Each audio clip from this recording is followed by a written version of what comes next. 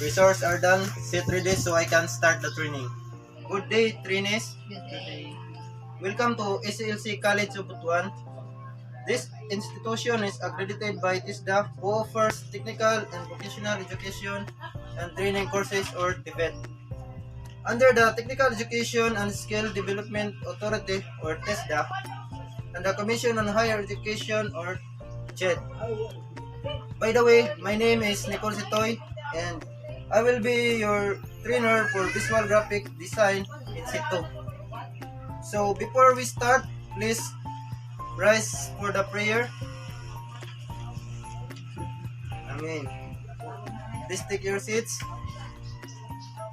Now let me check your attendance and please raise your right hand if your name is Paul.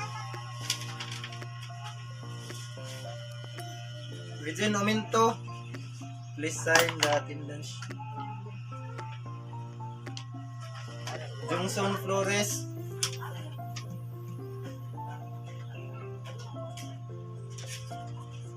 Alright. Now I also have here the sheets for you to fill up, and I have here the data gathering sheet and self-assessment checklist. Now, the data gathering sheets would help me to identify your prior knowledge and experience related to the industry, while the self-assessment checklist would help me to determine your current competency. So, please fill up this, and I will give you 30 minutes. So, time is up.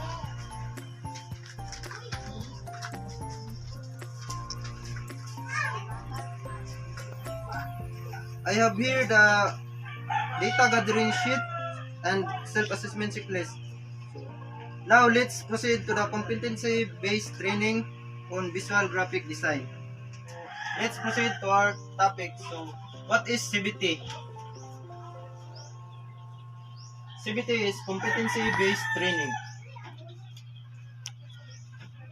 Competency-based training is a training delivery mode where trainees are given opportunities to learn in their own pace and trainer as an integral part of the instruction. 10 principles of competency-based training delivery system. Principle 1.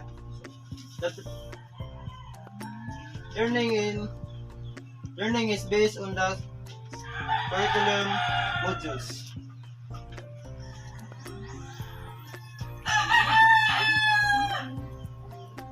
Principle 2.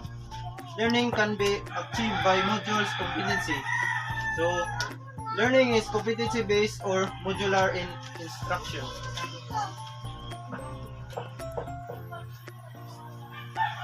Principle 3. Learning is done by the learner and their own pace. Learning is delivery is individualized and self-paced.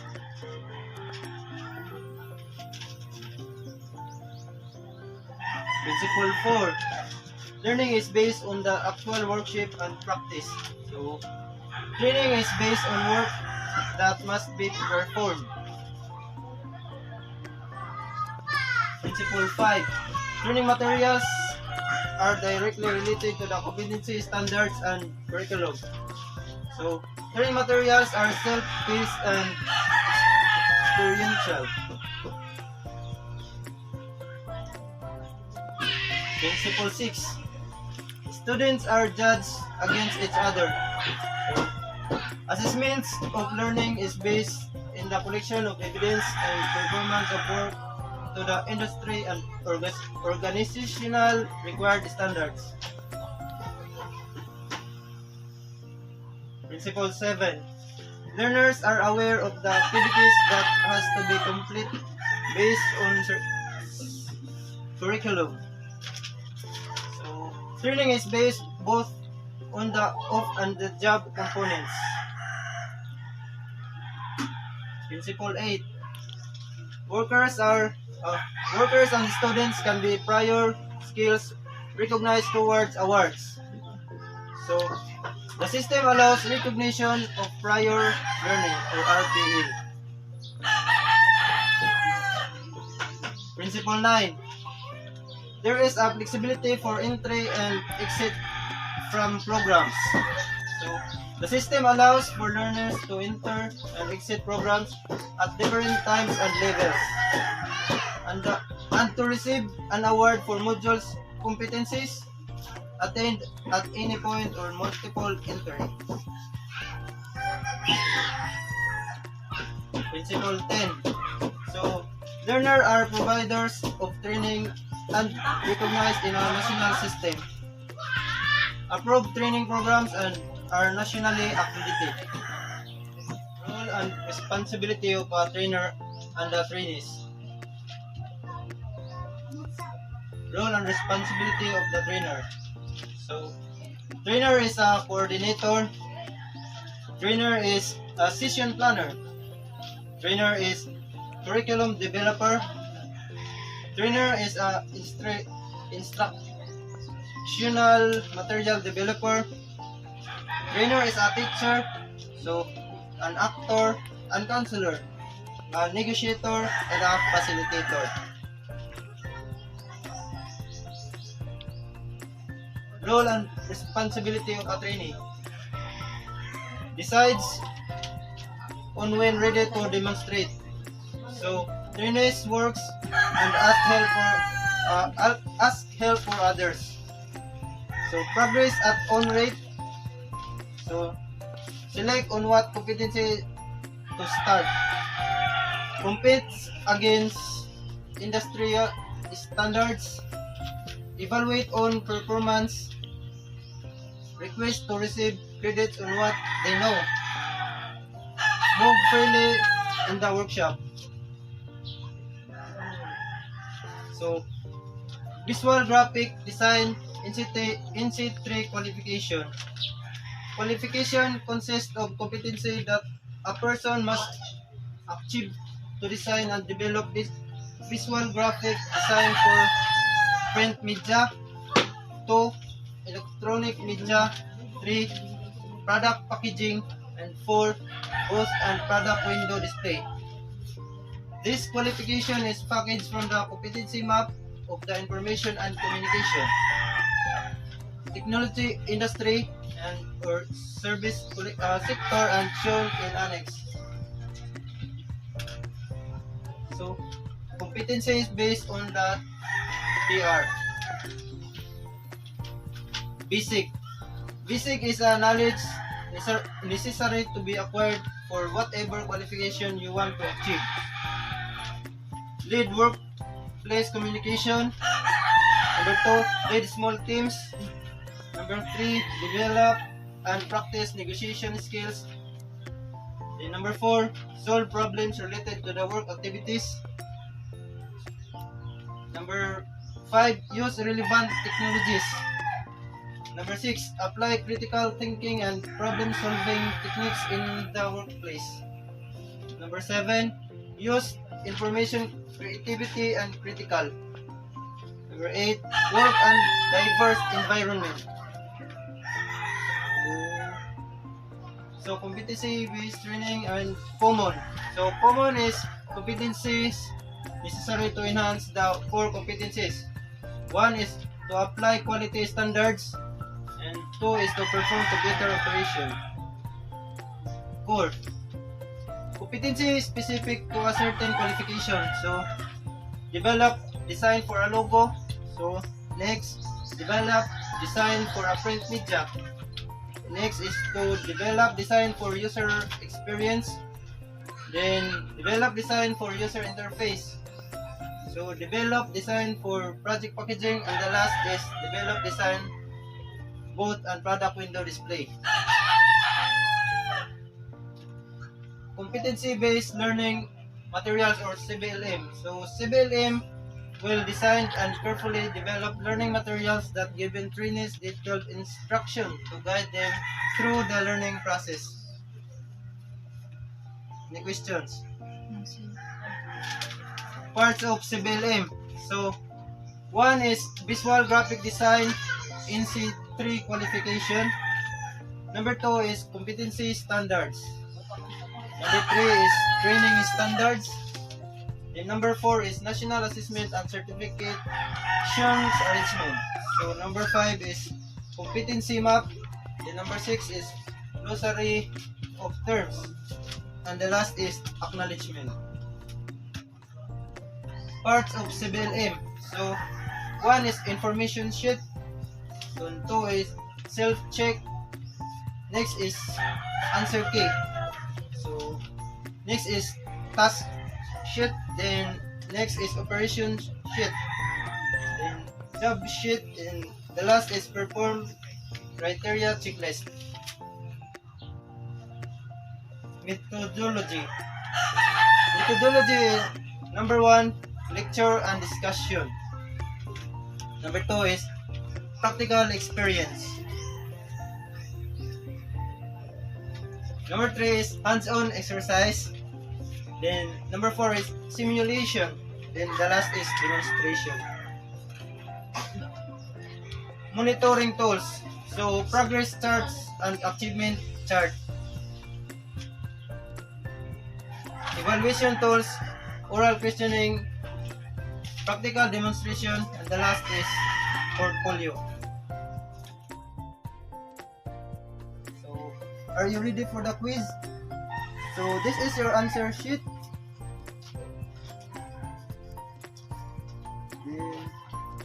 Please read the instructions provided and you can start now. Are you done? Pass the paper and thank you. So, I will give you the results tomorrow. Then, please get your notebook and I will take you to the different part of the workshop.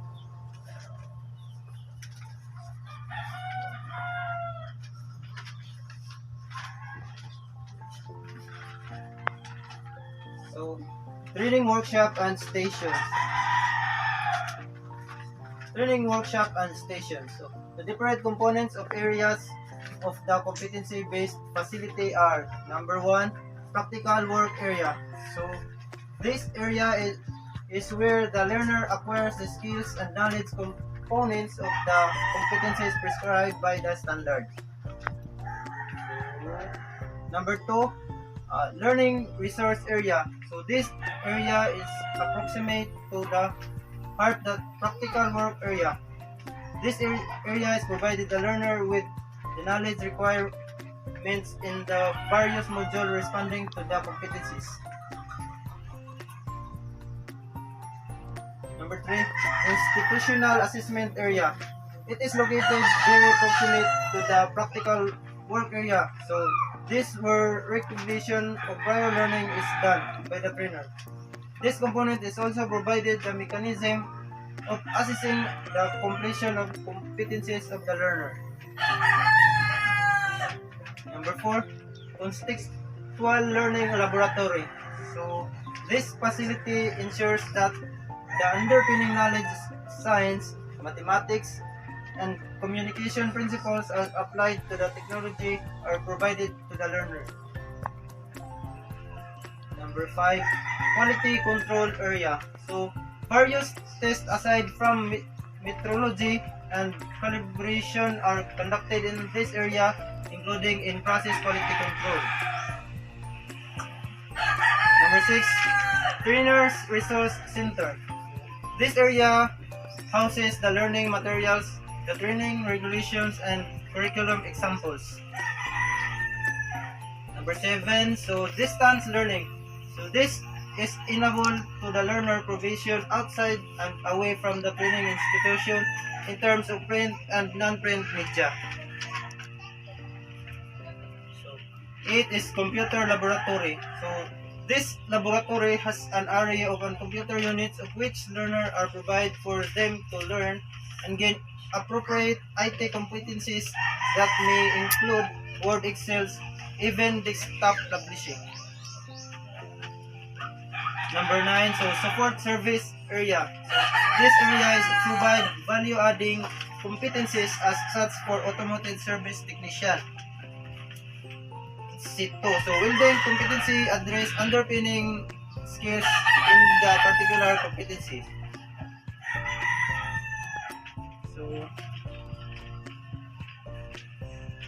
So for your assignment, so to those who check yes in our self-assessment check, so please provide your evidence.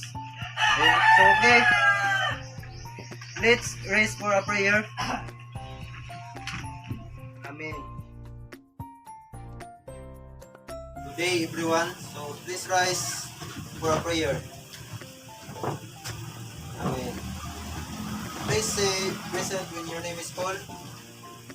Miss Uminto, please sign the attendance. Mr. Flores.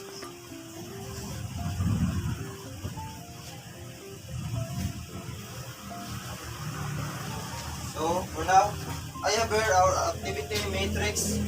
So this will be our guide for our training process. So you, Mr. Flores, you will be assigned for the institutional training area, and Miss Uminto, you will be assigned for the contextual learning laboratory. So to those who check yes in the self-assessment, please present your evidence.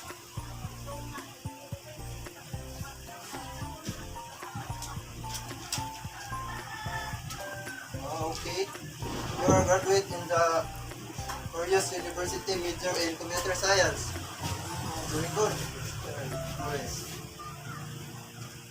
But I still need to validate your competency through actual demonstration. And for you, Ms. Uminto, you may start the first module on demonstrating ability to apply your skills and please read information 1.1-1 and also answer self-check and compare your answer to the answer key. If you have any questions, then don't hesitate to ask me, okay? Okay, this is your answer sheet. And please, Mr. Flores, so please proceed to the institutional assessment area for your validation of your prior learning. So, Mr. Flores, so I'm going to give you your oral questioning, written test. So this is 30-item test. So read the instruction carefully and you may start now.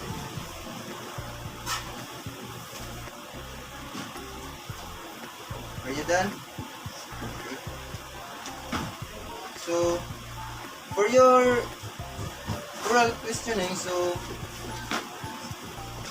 are you prepared to make a logo? Okay. Give me a minute and I will check your answer. So Mr. Flores, so according to your written test, you got 28/30. Wow! I'm so impressed. And for your oral questioning, you answer your question very well. According to the industry center and based on this evidence, I am confident in this 2 unit of competency.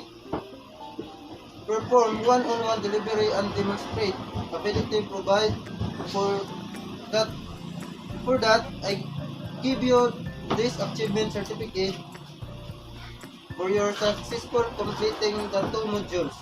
And now I will record your progress and you may go back to the contextual laboratory. Mr. Flores. So Mr. Flores, please proceed to the next module on demonstrating for applying visual graphic design and grid information sheet 1.1-1 and self-check and compare your answer to the answer key. You, Miss Uminto, let's go to the practical working area. But I will give you a chance. So again, I will give you 20 minutes so you can start. Okay, are you done? So wait, I check. Okay. So congrats, Miss Uminto. This time you did it well. The demonstration in this time, okay?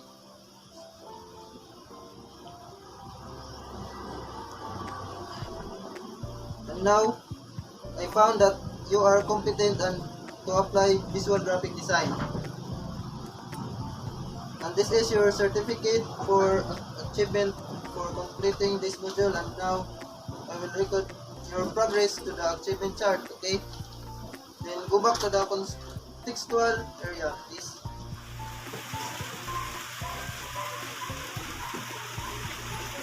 So Miss Kuminto, you can now proceed to the next module on performing 101 lesson deliver process, and please read the information sheet 1.1-1 on demonstration and self-check and compare your answer to the answer sheet. Then please do the task sheet, and if you have any question, then don't hesitate to call my attention. Okay? For you, Mr. Flores, are you ready for your demonstration? Do you have any question? Okay, so please proceed to the practical area. Now I'm going to give you a demonstration test, and I will give you 30 minutes to do it. Do you have any questions? So you can start. Okay, time is up.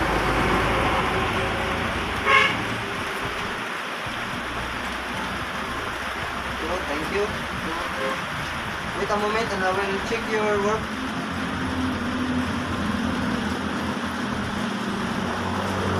Okay, according to your demonstration, Mr. Flores, so you got 50/50.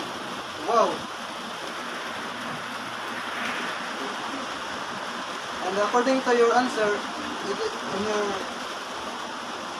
oral questioning, you're able to answer it appropriately. And according to the industry standard center, without reason, I find you confident in this unit of competency. So you complete all the modules in this unit of competency already. So for your qualification, I will give you post test tomorrow. Okay? So this is your certificate for your achievement on visual graphic design. Okay, so now I will record your achievement chart.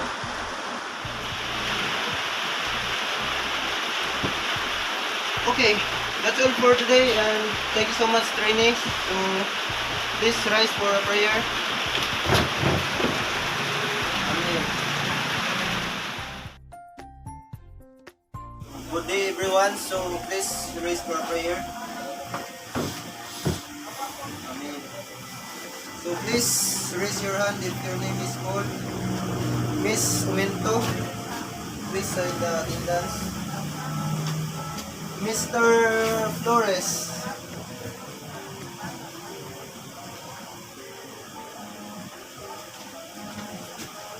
Now let's look to our progress chart and achievement chart. So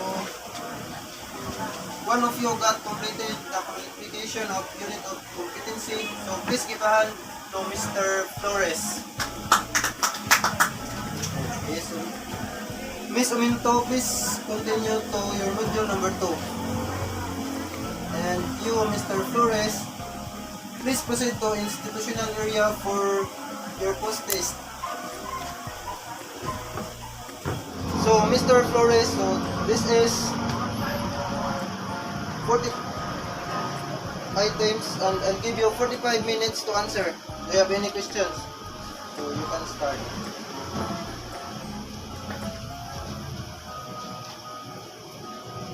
Okay, are you done? Okay, thank you.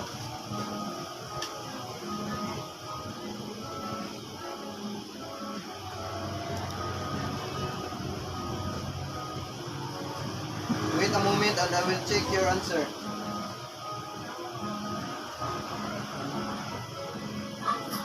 So, Mr. Flores, according to your scores, you got post-test, you got 39/40, and you have improved your skills during the training. So, congratulations for that. So, I will give you a certificate of completion. Okay, so, and we have here the evaluation form, so please read our trainers, it will help you to determine who still need um, improvements. Okay? Thank you, Mr. Flores. Mr. Flores, so let's go back to the contextual learning laboratory. So, thank you, trainees. So, this is the end of our training. So, please raise for that prayer. Amen.